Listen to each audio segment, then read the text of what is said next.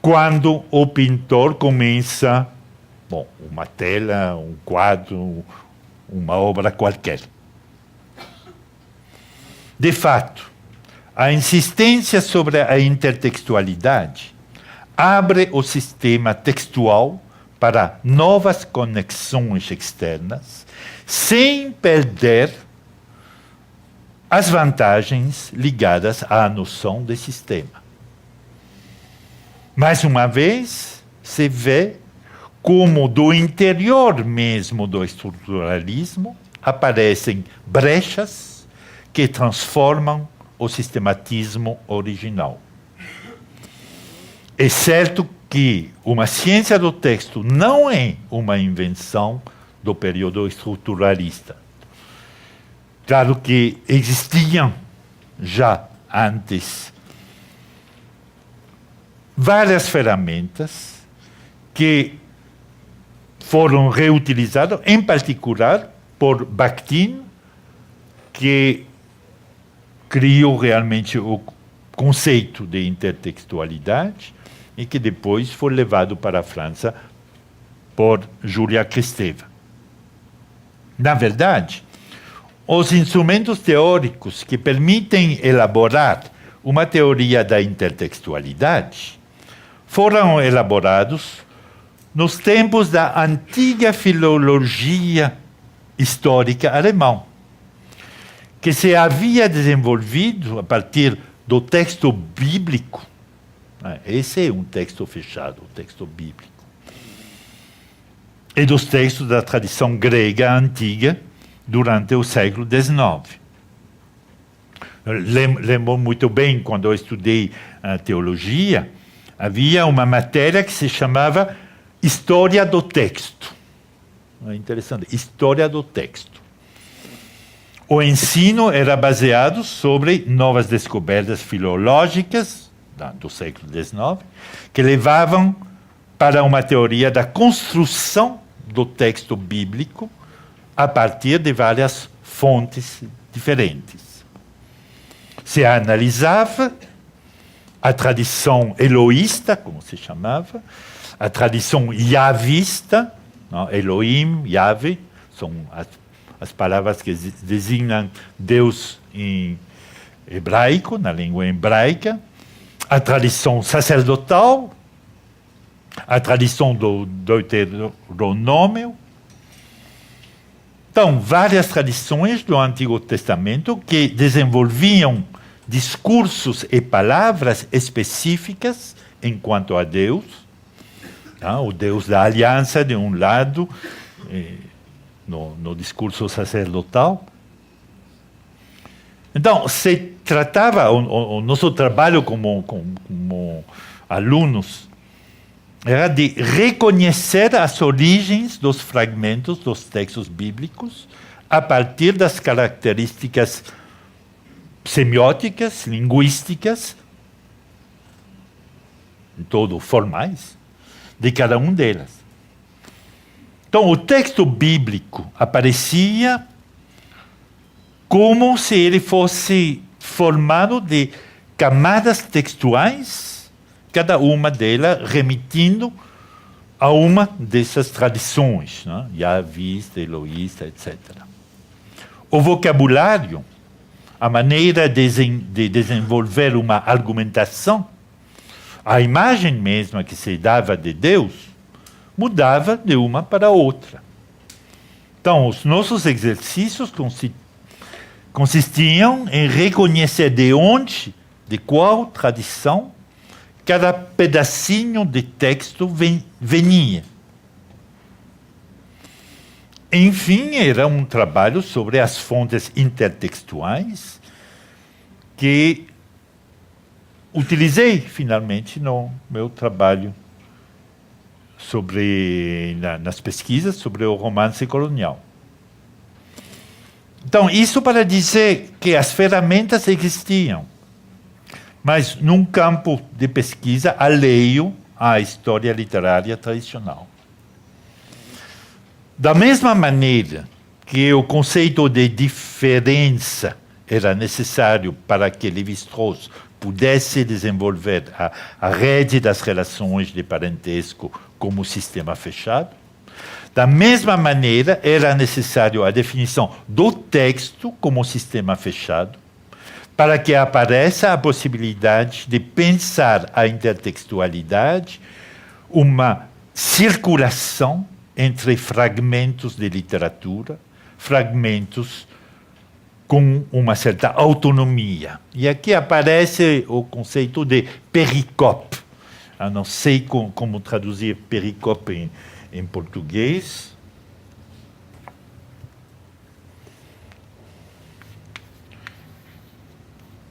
Pericope. Que vem de peri, ao redor, uma determinação espacial, e cop coptou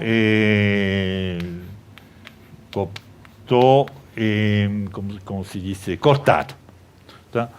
A pericope é um pedacinho de texto que define um trecho autônomo de texto, o qual, como tal, pode entrar numa série de relações específicas com outras pericopes. Esse conceito, num primeiro momento, fecha o texto sobre si. Mas, num segundo momento, faz com que esse trecho entre num paradigma onde ele ganha uma série potencialmente infinita de significações. Aí se abre também, além da pura teoria estruturalista, o espaço lúdico da literatura. Esse jogo entre os fragmentos de textos.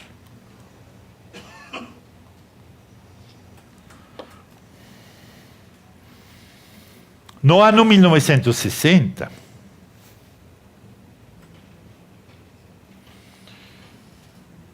foi criado em Paris o chamado Oulipo. Bom, Oulipo, Escritório de Literatura Potencial. Seria talvez uma tradução possível. Uma das primeiras publicações desse grupo, que reúne matemáticos e escritores, foi o livro de Raymond Queneau, publicado em 1961, exatamente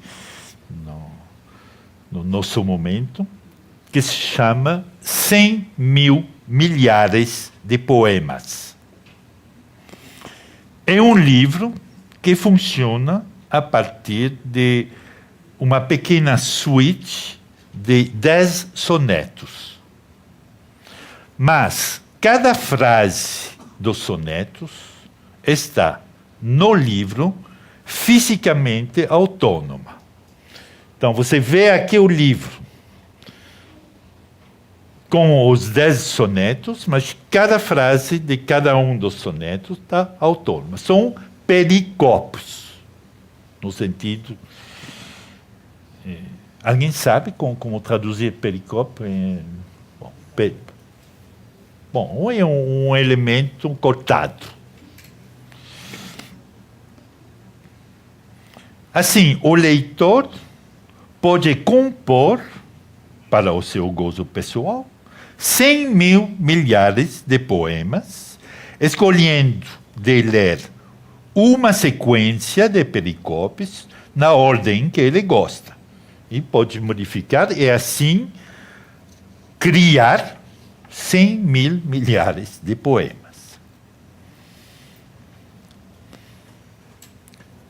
Bom, isso é só como o tema fundador da prática literária desse grupo muito especial de matemáticos e escritores do grupo Oulipo. As práticas literárias do grupo se organizam sempre a partir de formas rígidas, formas matemáticas, formas narrativas, como por exemplo, a forma do conto popular ou das dicas populares. Então, para eles se trata de usar todas as possibilidades oferecidas pela matemática, a matemática é considerada como um jogo sem significado, mas com uma infinidade de possibilidades. Então, os ulipianos são matemáticos, mas matemáticos da tradição lúdica. Né? Quando tem outros tipos de escritores que se interessam também pela matemática, por exemplo, o Borges se interessa também.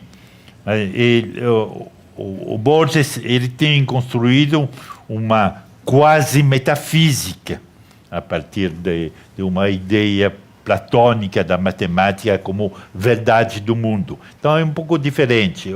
Os ulipianos, vou chamar esse grupo de ulipianos, os ulipianos não creem na matemática como verdade do mundo, mas sim como uma possibilidade infinita de jogos infinitos. Borges escreve, bom, é uma citação em espanhol. La imaginación y las matemáticas no se contraponen, se complementan como la cerradura y la llave. Como la música, las matemáticas pueden prescindir del universo, cuyo ámbito comprenden y cuyas ocultas leyes exploran. Se vê muito bem nessa citação do Borges o quanto ele tem uma ideia do universo como um mundo que vive sob as regras matemáticas. A orientação matemática dos ulipianos vai mais para descobertas inéditas, descobertas a ser aplicadas à produção literária. Eles tentam de inventar formas literárias inéditas ou de fazer produzir objetos literários inéditos a partir de formas literárias tradicionais. Então, são jogos a partir dos dicionários, por exemplo, a partir da ordem alfabética, a partir dos conceitos da retórica. Eles reutilizam, mexendo esses aspectos literários com outros, fundamentalmente a sistematização matemática. E, por exemplo, isso leva para um exemplo famoso, o Georges Perec. Já falei dele como autor do livro Les Choses. Ele também é autor de um livro muito interessante com relação a esses jogos literários, que se chama A Disparição.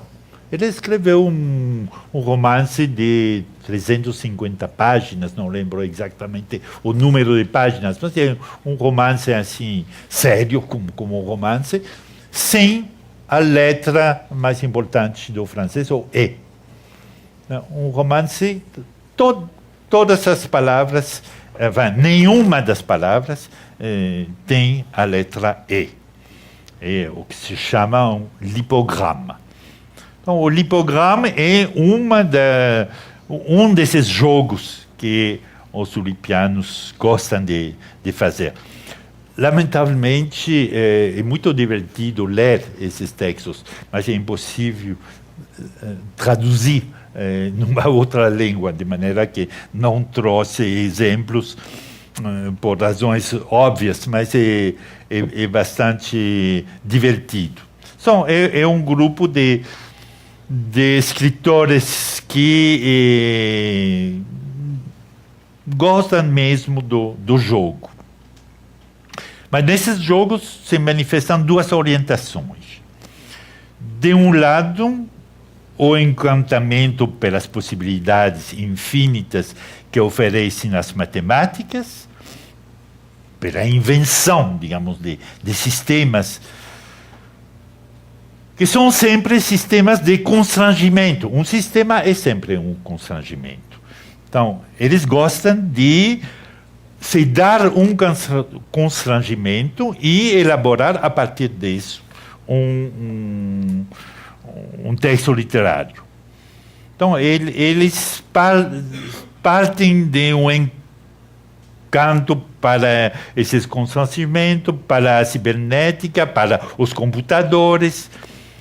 Tem uma adesão às formas mais modernas das ciências que acompanham a dimensão cientista do estruturalismo. Mas também, do outro lado, existe entre os ulipianos uma vontade de provocação, não uma provocação alegre, certo, mas uma provocação contra as formas culturais estabelecidas, as formas tradicionais da cultura. Os ulipianos nutrem uma corrente permanente na cultura francesa, desde o fim do século XIX, que ridiculiza a cultura oficial. Teve grupos no final do século XIX, grupos como os zitistas, como os incoerentes.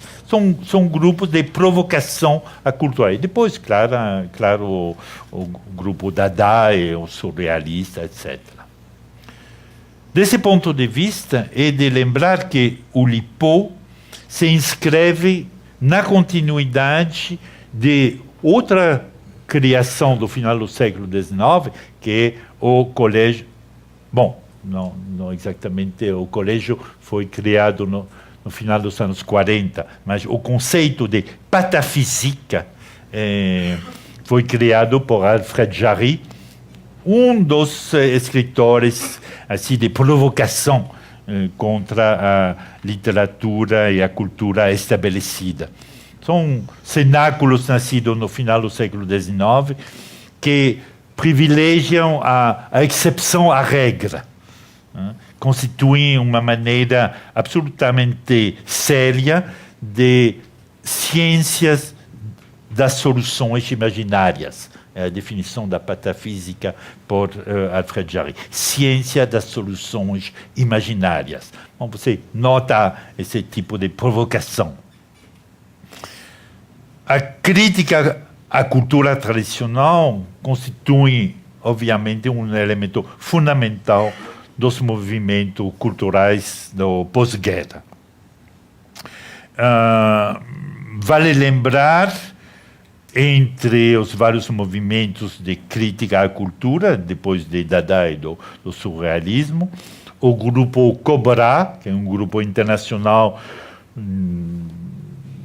no campo das artes, e também um grupo de letristas, que são ressurgências, digamos, das experiências de Dada.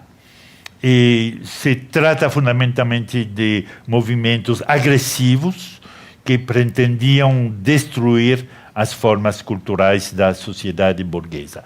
Não é exatamente o caso do Oulipo. O Oulipo são mais gente que aproveitam desse momento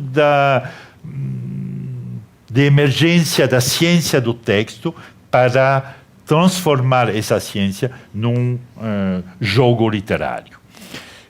Acho que vou interromper agora para um momento, porque depois vamos nos consagrar às artes plásticas e ver, finalmente, obras de arte que estão ligadas exatamente a esse momento e a esse mesmo movimento que existe na literatura, que também existe nas artes.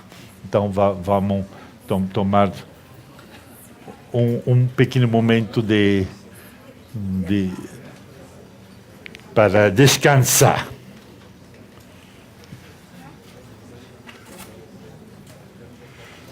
E beber. Tem uma pergunta. Vem, você tem um micrófono. Ei.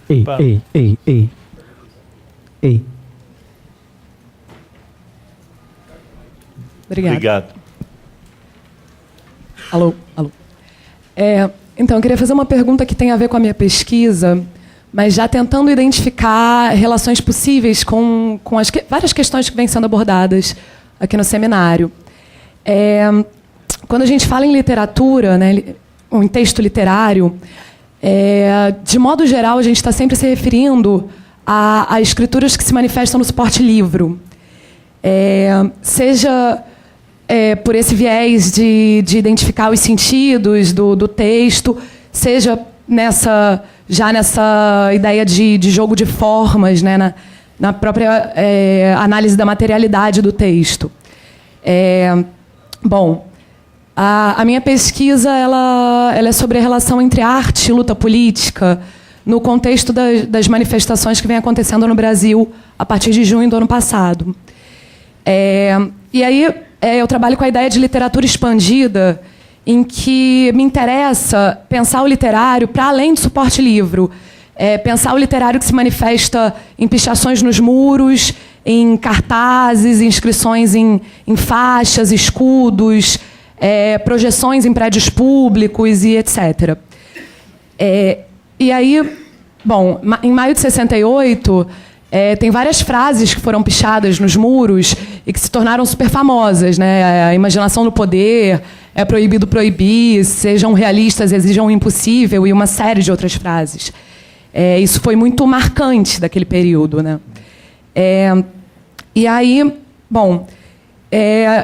eu fico pensando um pouco em fazer essa relação, né, com esse período. E pensar, então, nessas pichações, o que elas trazem, né, para a discussão. Tem a própria materialidade, né, do suporte, né, do muro, do lugar onde essa escritura se manifesta, do espaço público.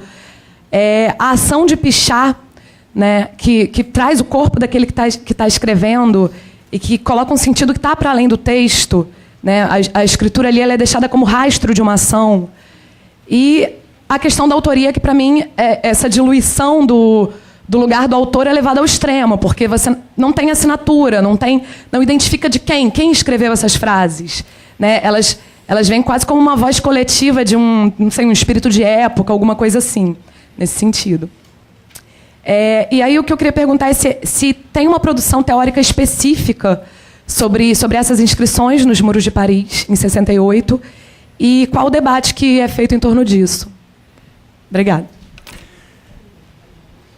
Bom, obrigado pela pergunta. Ela entra exatamente na fase que estou abordando agora, que vai ser o espaço público como um lugar de expressão.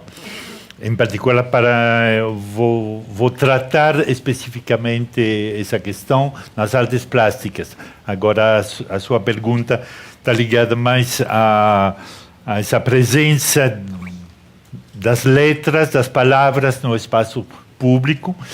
Se trata ou não se trata de literatura no sentido tradicional? Acho que sim, se trata, por exemplo, quando o grupo Oulipo joga com as dicas populares. É uma forma que foi retomada de maneira totalmente óbvia durante 68. Teve vários livros, um se chama Os Muros Têm a Palavra. Um dos livros que fez uma recopilação de um levantamento mais ou menos sistemático dessas frases que realmente fazem parte da identidade do movimento político da época, de 68. Bom, 68 São 2 meses ao máximo, mas também em 69 e 70 teve essa prática de uma palavra livre. Se falava muito da possibilidade de se expressar para todos, e o muro ficava como uma oportunidade aberta, não era dentro de um gênero específico, não passava pelas limitações da publicação, da forma do livro como tal. O muro na cidade era uma página aberta. Agora, lamentavelmente, não conheço um texto que teria tratado teoricamente do assunto. Posso pesquisar e depois mandar para você umas indicações bibliográficas. Não tenho agora na cabeça os elementos para responder a parte, digamos, mais teórica do fenômeno. Agora, com relação com esse movimento, é óbvio que tem a história do grupo situacionista, porque para eles a cidade era exatamente o lugar onde essa palavra que tentei traduzir, a deriva, ou modificação de rumo, isso tem tudo a ver com esse uso do espaço público para criar o que os situacionistas chamam, e mais uma vez a palavra situação fica muito importante, criar novas situações. Então, o movimento político do final dos anos 50 e dos anos 60 cria novas situações a partir de uma contestação do que representa para os situacionistas a figura do poder, que é o Estado. O Estado é realmente o inimigo do grupo situacionista. A cidade representando como dizer, a concretização desse poder. E a acusação dos situacionistas com respeito ao Estado é de ter vencido a capacidade do povo de se expressar. O poder está mantendo cada um no seu lugar, sem possibilidade de expressar a sua liberdade. Então, como instituição maior da época, o Estado é o alvo de todas as manifestações dos situacionistas. E ele acusa o Estado de ser responsável pela multiplicação dos constrangimentos que afetam ao cidadão. Então, o muro é uma maneira de abrir de novo, sob pretexto da racionalização, o Estado e a burocratização, e a burocracia que está o coração mesmo do Estado, é o alvo fundamental desse movimento que se poderia caracterizar como um movimento individualista, anarquista, de uma certa maneira. Então, quitando toda a vida à sociedade, aos cidadãos, o Estado e o seu aparato, com esse conceito do Althusser, do aparato ideológico de Estado, transforma a cidade num espetáculo. Então, criar novas situações é realmente uma possibilidade, que eles chamam de revolucionária, de contestação desse poder do Estado. O desvio de rumo, o desvio como estratégia. reaparecerá também nos textos do Deleuze, que vamos a ver mais para frente. E esse desvio de rumo é uma maneira, digamos, inusita de usar a cidade, uma maneira de levar uma perversão dentro do sistema, com respeito das regras de comportamento normal. A questão do normal e do desvio, da luta contra a normalidade, vai ficar cada vez mais importante a partir de 68. E tem aqui realmente uma genealogia que começa... Bom, nunca se pode dizer que começa, porque teve sempre movimentos anteriores. O movimento situacionista sai dos letristas dos anos 40, eles mesmos se relacionando com o movimento Dada, através do surrealismo e do movimento Cobra, que mencionei pouco antes. Então, tem toda uma genealogia que é de uma crítica às formas da arte, mas também, evidentemente, às formas sociais e políticas.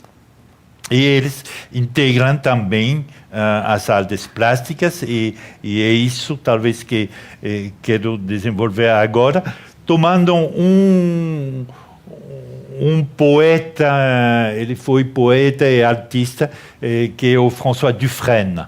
Não sei se você chegou a conhecer o trabalho dele.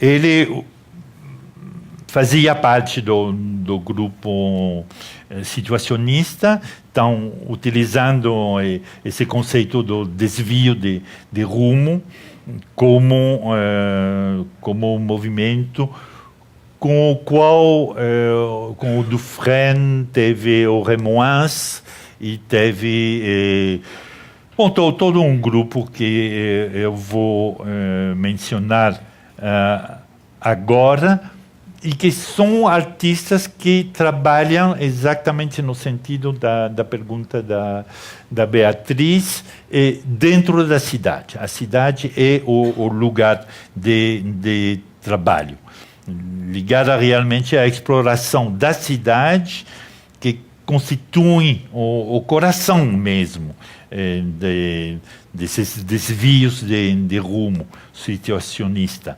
Eles inventaram um conceito novo que se chama a decolagem.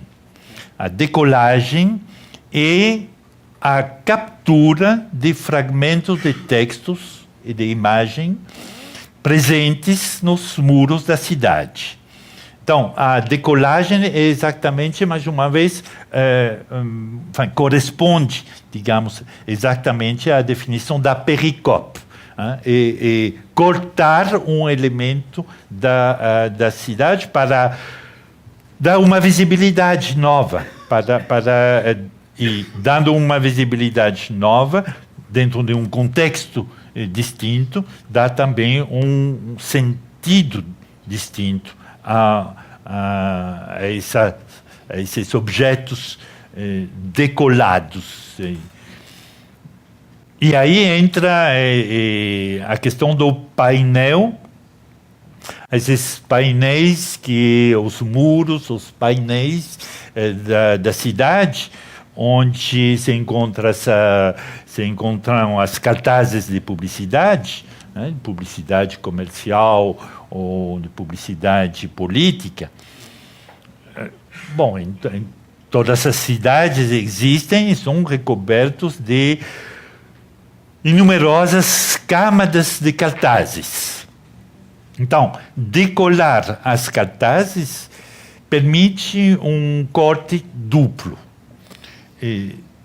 Primeiro, é um corte dentro do texto global da cidade como um texto que representa esse poder do Estado. Mas também, o segundo sentido de decolar, se trata de um trabalho técnico na espessura mesma das camadas acumuladas. Então, do ponto de vista técnico, tem várias soluções. Bom, você corta, você arranca, você dilacera, ou, de maneira mais filosófica, você espera que a chuva amolece a cola e você recupera o que realmente seria uma decolagem. A partir dessa realidade urbana, tem, então, duas posições. Recuperar o trabalho de arranco que está anonimamente efetuado pela gente, né, nas cartazes. Isso se relaciona com essa produção do cidadão sem nome, anônimo, que produz algo na cidade, arrancando os cartazes. E, nesse caso, bom, recuperar esses elementos é uma maneira de achar uma arte ready-made. Ready-made, sem autor, mas que está lá. A outra possibilidade é de você mesmo, como artista, dilacerar essas cartazes para deixar aparecer, ao acaso do rasgão, ao acaso da farpa, uma imagem, produzir assim um sentido inesperado com relação ao espaço da cidade. Então, eu vou mostrar algumas imagens. Aqui é uma imagem de 1958, de François Dufresne. Se chama Ma Palissade. Ma Palissade é realmente uma pericope, um elemento cortado do espaço da cidade. Outro quadro, não sei se temos que chamar isso de quadro, é um problema que vou tentar rapidamente tratar aqui, se chama opiniões decoladas. Então, tem essa relação com o fato de que tem um sentido escrito, tem algo que tinha sentido, e vai ter outro sentido a partir do momento onde isso vira, como ready-made, uma obra de arte com a sua nova autonomia. Mais uma imagem do Raymond Hans, outro membro desse grupo que podemos chamar os cartazeiros, e todo um grupo, Hans, Dufresne, Villeglé, Mimo Rotella, o italiano que trabalhou também com esse mesmo grupo. Então, são artistas que vão para o espaço público e recuperam elementos e os transformam. Aqui sempre uma decolagem do mesmo Raymond Hans, 1964, chama A Gitana. E o terceiro dos artistas deste grupo é o Jacques de la Villeglé.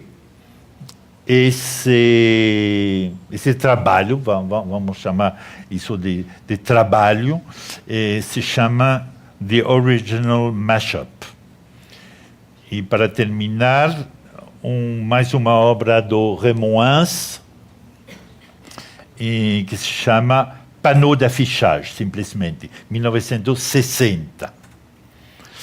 Então, esse processo de recuperar elementos na cidade, nos muros da cidade, é interessante na medida em que valoriza efeitos não controlados pelo artista. O rasgão é um produto anônimo e aleatório. Bom, muitas vezes se é comparado esse tipo de trabalho do ponto de vista do resultado visual, do impacto visual que esses objetos têm, se é comparado com a pintura abstrata da época. Bom, do ponto de vista estético, é certo que existe uma semelhança entre os dois tipos de obras. Mas, em realidade, e isso os artistas são conscientes a partir do Marcel Duchamp, o valor do quadro, da obra, qual que seja o nome que se dá para esses objetos, o valor não reside só no seu efeito visual. O processo através do qual ha sido produzida a obra importa tanto quanto o efeito visual. A pintura abstrata, aquela dos franceses dos anos 50 ou aquela dos americanos, do action painting, essa pintura pretende resultar da expressão da interioridade do artista, do sujeito. Ela revela as pulsões do artista, estabelece, pois, uma relação direta entre o sujeito artista e a pintura produzida. Os decolagens dos cartazeiros, os afixistas, não sei, os cartazeiros, digamos, não pretendem exprimir qualquer sentimento ou estado de alma do artista. A decolagem é nada mais que um levantamento efetuado na cidade. O artista leva um pedaço da realidade urbana, o qual resulta de várias atividades não concertadas e apresenta ao público. Portanto, a decolagem faz parte desse afastamento do sujeito a respeito da sua obra. E aqui tem toda essa questão da definição da obra. Talvez não se pode chamar de obra, na medida em que rompe a relação tradicional entre o fazer pictórico, a mão do artista, a pincelada como tal e o quadro.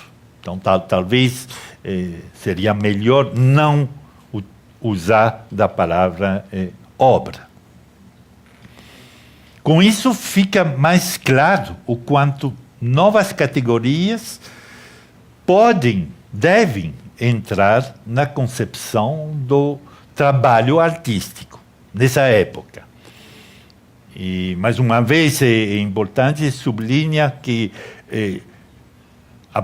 a época não foi só produtora de conceitos, de poemas, mas também de noções novas para definir exatamente cada atividade.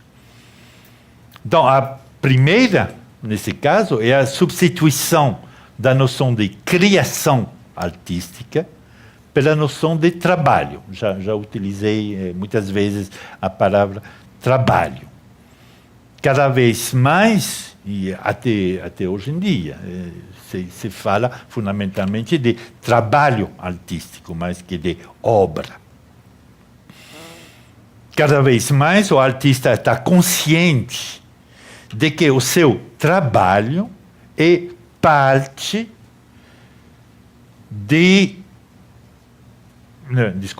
a parte de expressão subjetiva está limitada, determinada pela importância das determinações históricas, institucionais e ideológicas.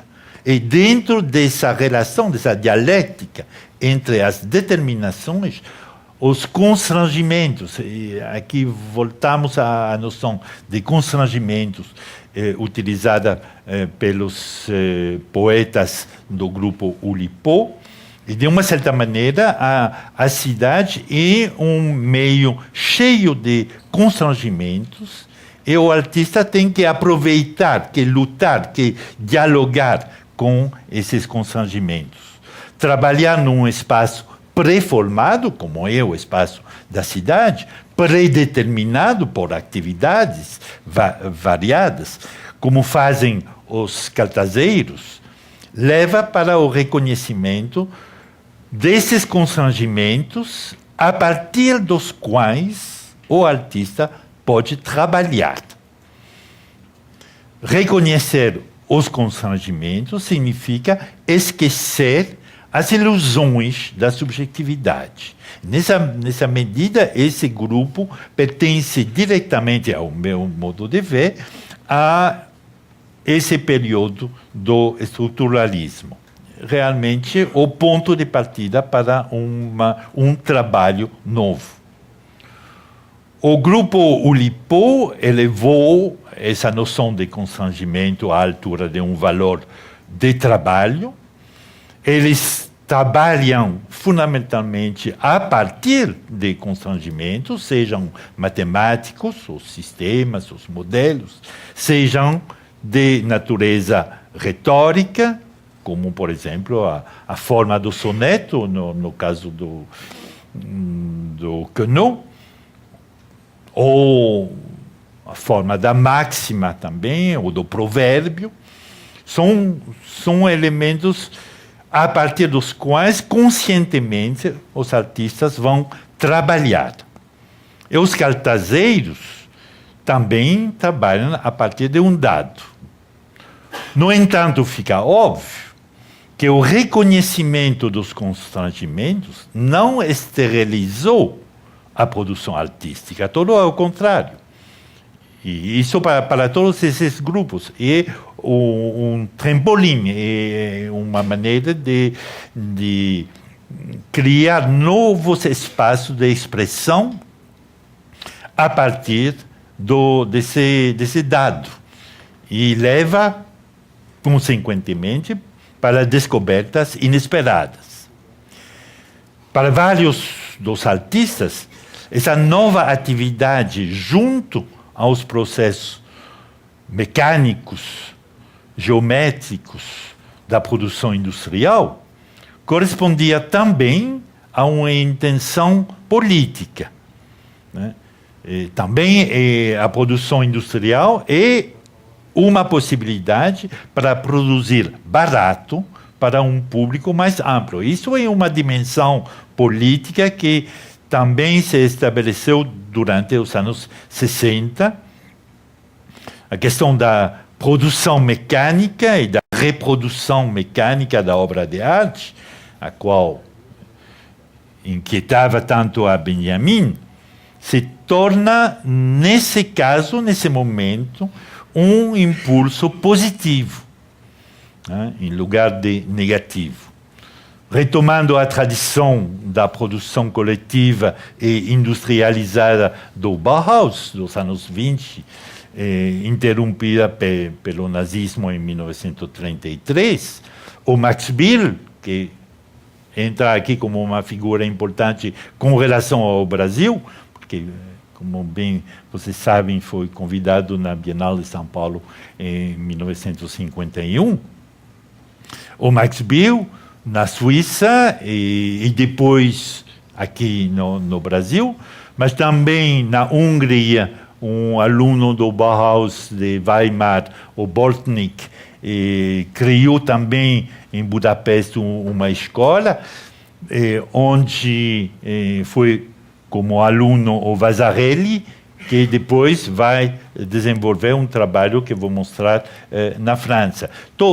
Toda essa tradição da arte industrial positivamente retomada numa perspectiva de criação moderna, barata, para um novo público, é um elemento fundamental também desse trabalho na época. Nos anos 60, aparecem, pois, conceitos novos como o múltiplo. O múltiplo é a obra de arte, obra entre aspas, reproduzida a um número infinito de exemplares. Essa dimensão democrática faz parte também de todo um contexto não só ligado positivamente à produção industrial, mas também simbolicamente num contexto antiburguês, antimercadoria, antimercado, porque o mercado funciona sobre o caráter único da obra de arte, é evidente. Então, todos esses elementos se juntam para criar todo um movimento que vamos ver a seguir. É de lembrar que, da mesma maneira que o romance, no final do século XIX, virou uma indústria cultural que provocou a reação elitista de Mallarmé, que analisei antes, da mesma maneira, a pintura abstrata dos anos 50 tinha virado um produto puramente comercial no fim dos anos 50. É o mesmo fenômeno que se repete, e também no século XIX, em 1840, a pintura romântica virou um produto de massa, de uma certa maneira. Então, os artistas reagem em contra dessa desvalorização do trabalho artístico a partir da multiplicação. Essa situação social e econômica da arte participa desse movimento de afastamento dos artistas mais conscientes, de um lado, para uma arte radicalmente abstrata e matemática. Vou falar dessa tendência de uma arte que realmente vai se desenvolver sem compromisso nenhum com a subjetividade. E, do outro lado, levou para um movimento de saída das galerias, como foi o caso dos artistas americanos do Land Art. Então, nesse mesmo momento, a reação em contra do mercado cria vários tipos de atividades artísticas. Alguns saem das galerias e vão integrar a natureza, o espaço, dentro da nova concepção da obra de arte, e outros vão se dedicar a uma arte totalmente fora de toda a subjetividade, através da matemática. Então, vou rapidamente mostrar algumas obras do contexto artístico francês, 2 ou 3 artistas significativos da tendência geométrica abstrata, apoiada sob cálculos e permutações de tipo matemático, mas também dentro do espírito do Bauhaus. O primeiro é o Jean de Vannes. Vou mostrar 2 quadros que são de 1950 e 51. O Jean de Vannes tinha um ateliê com outro artista geométrico dos anos 30, 40, o Herbin, e eles gostavam de formas próximas ao mundo técnico, mas sem marcas da sensibilidade subjetiva. Eles também utilizavam tintas e lacas industriais e desenvolviam uma geometria estrita ligada à racionalização mecânica e industrial do mundo, no sentido do que Fernand Léger, que é uma figura central nesse movimento, ele mesmo se caracterizava como um pintor da época industrial. Então, esse ateliê do Herbin, do Devanne, sob a benevolência do Fernand Léger, era realmente o lugar onde, durante os anos 50, esse movimento de geometrização quase industrial pelo material, pelas formas, etc., se desenvolveu. Com esse grupo vem um artista de origem húngara, o Vasarely, que foi aluno, já falei disso, do Bortnik em Budapeste, e que vai desenvolver na lógica do Bauhaus, em particular do ensino das cores de Itten, que foi professor do Bauhaus de Dessau. O Vasarely se dedica a produzir obras a partir de fórmulas e de alterações de fórmulas matemáticas, de formas geométricas e de registros cromáticos. Bom, essa primeira obra se chama Planetary Folklore. Existe nessa produção um entusiasmo de caráter industrial, que era pouco comum na França dessa época. Tinha esse pequeno grupo do Herbin, do Devanne, do Léger, do Vasarely, e também, outra obra do Vasarely. São obras dos anos 50, tudo isso até o começo dos anos 60. E também o Yakov Agam, que ele chegou nos anos 60, e isso fala bem desse momento de optimismo nas artes plásticas, com relação ao desenvolvimento industrial, com relação a essas 30 gloriosas que descrevi no primeiro seminário. Ele chegou, o Agam, essa ainda é uma imagem do Vasarely, e agora o Georges Pompidou, que era presidente da República em 69, ele foi a figura política que criou o Centro Beaubourg, Centro Georges Pompidou, mas convidou um artista como Yakov Agam a decorar o Palácio Presidencial do Eliseu. Quer dizer que teve uma integração dessa forma modernista, sem características subjetivas, até o presidente da República. É um fenômeno bastante raro na história da arte. Esse é o retrato do Georges Pompidou por Vasarely, que está na entrada, no lobby do Centro Georges Pompidou.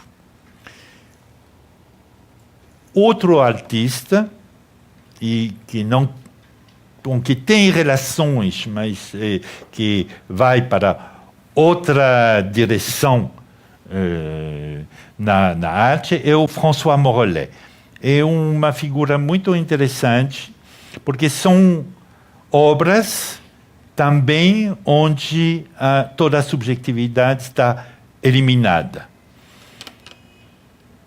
A partir de 1952, Morellet usa de fórmulas mais ou menos simples, como justaposições, permutações, superposições, fragmentações, interferências. Bom, são todos conceitos que vêm da matemática para criar tramas e superfícies matemáticas.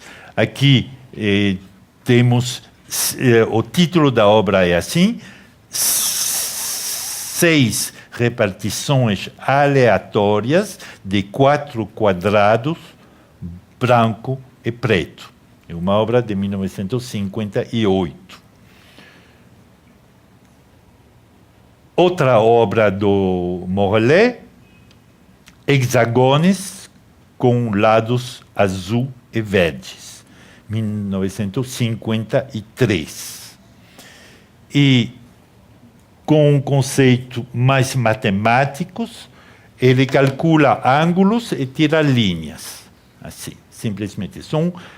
Ele se dá ângulos e cria o que ele chama de tramas. Então, aqui você tem uma trama simples,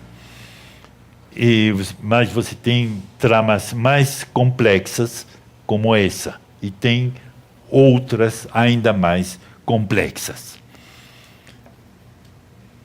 Então, raramente a produção artística de ponta estabeleceu, como nesse período com esses artistas, um contato tão positivo, tão imediato com o público. Talvez a desaparição da subjetividade tenha um papel determinante nessa aceitação pelo público desse trabalho. Teve, sem dúvida, uma relação talvez liberadora nesses movimentos que ofereciam ao público uma arte imediatamente compreensível e também lúdica. E lúdica também no sentido de que a regra era dada, visível. Então, não tinha esse mistério da subjetividade detrás da produção artística. Uma arte cheia de cores vivas e alegres que rompia com o contexto trágico das guerras ainda tão próximas.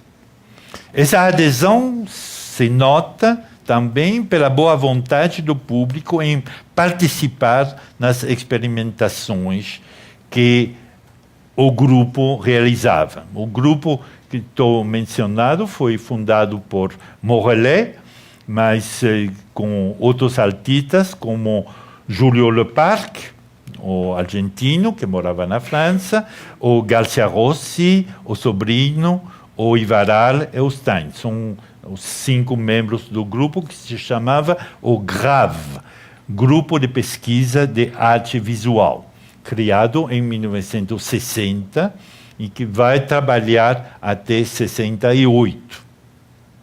O manifesto que eles difundiram durante a Bienal de Paris em 1963, sob o título Basta com a Mistificação, título bastante claro, subentendido, mistificação da pintura, supostamente individual e subjetiva, mas que virou uma produção quase industrial. Então, esse manifesto de 1963 apontava para uma transformação da relação entre arte e público. Diziam, parte do texto do manifesto, queremos interessar o público, livrar-o das inibições, fazer-o participar. Então, são as noções fundamentais. Bom, vocês podem, evidentemente, estabelecer conexões com o neoconcretismo brasileiro. Então, isso tem tudo a ver, tem um movimento de transformação da definição do papel da arte dentro da sociedade. O Hélio Oiticica, por exemplo, está evidentemente não longe daqui. queremos, outra frase desse manifesto, queremos colocar o público frente a situações. Né? Novamente, essa noção da situação, num sentido um pouco diferente dos situacionistas, diferente também do conceito na filosofia do Sartre, mas mesmo assim, tudo isso tem uma articulação. Então, queremos colocar-o frente a situações que ele mesmo possa desencadear e transformar. Então, uma participação ativa do público. Queremos criar uma interação entre o espectador e outros espectadores. Então, criar um laço entre as diferentes partes do público, não só entre o artista, com aspas, a obra, aspas, mas entre a gente, um laço social. Queremos, finalmente, desenvolver no espectador uma capacidade forte de percepção e de ação. Então, essa palavra percepção é importante, vou tentar terminar rapidamente, mas não sei, posso seguir? 5 minutos, 10 minutos, 20 minutos, meia hora? Não. Bom, vou terminar e o resto será para a próxima vez. Então, a ocupação do espaço público pelos artistas do grupo Grave marca, acho, um ponto de ruptura entre a arte tradicional e as instituições no quadro das quais ele se desenvolvia até lá. E esse é o ponto fundamental que eu vou desenvolver a próxima vez, porque não tenho tempo dessa vez, é a relação com as instituições. A arte é o público considerado do ponto de vista das instituições artísticas. Para terminar hoje, vou falar só da primeira parte dessa reivindicação, de reforçar, eles dizem, desenvolver no espectador uma capacidade forte de percepção. Reforçar a capacidade de percepção. A partir desse momento, é realmente fundamental para os artistas de pensar, desenvolver uma exploração sistemática das possibilidades de uma arte ligada à questão da percepção do espaço, percepção das cores pelo espectador. E essa tendência na arte culmina nas obras de Morellet, de Jesus Soto, o venezuelano, mas que mora em Paris a partir de 1950, e de Cruz Dias. Hoje em dia tem uma pequena exposição na Casa Daros, onde você pode ver alguns trabalhos do Cruz Dias. Então, vou terminar com essa vertente, deixando para a próxima vez a questão da objetivação do sistema museal dentro da arte. Para terminar, pois, do Jesus Soto, estudo para uma série, o caráter matemático, serial, e para ele também o caráter musical da cor é fundamental. É uma obra de 52, 53. Outra obra do mesmo Soto, Harmonia Transformável, 1956. E, finalmente, Ambivalência, Nova York, onde realmente a questão da cor e do jogo entre si das diferentes cores é fundamental. Todo o trabalho do Soto se desenvolve sobre essa questão da percepção do espectador e da relação com a obra. Também com o movimento, mas não posso desenvolver tudo. E só para terminar agora, uma obra do Cruz Diez, que se chama, como muitas das obras do Cruz Diez, Fisicromia. Fisicromia é a física da cor. E essa vertente da pesquisa quase científica sobre a questão da percepção da obra de arte. Com isso, desculpe, já é muito tarde. Vou terminar para hoje. A próxima vez eu vou estudar a outra vertente desses artistas dos anos 60, que vai elaborar um tipo de obra de arte para avaliar e contestar a estrutura museal, a estrutura do mundo, dos museus, os museus, o mundo da arte, como um sistema que oferece tantos constrangimentos para o artista. Isso vai ser a análise do trabalho do Buren na próxima vez. Com isso, terminamos e até a semana próxima. Quem quer mandar questões, manda para a Raquel e a Raquel me transmite. Eu vou tentar responder ou, como fez hoje, integrar as perguntas dentro do desenvolvimento da minha fala. Obrigado, boa noite.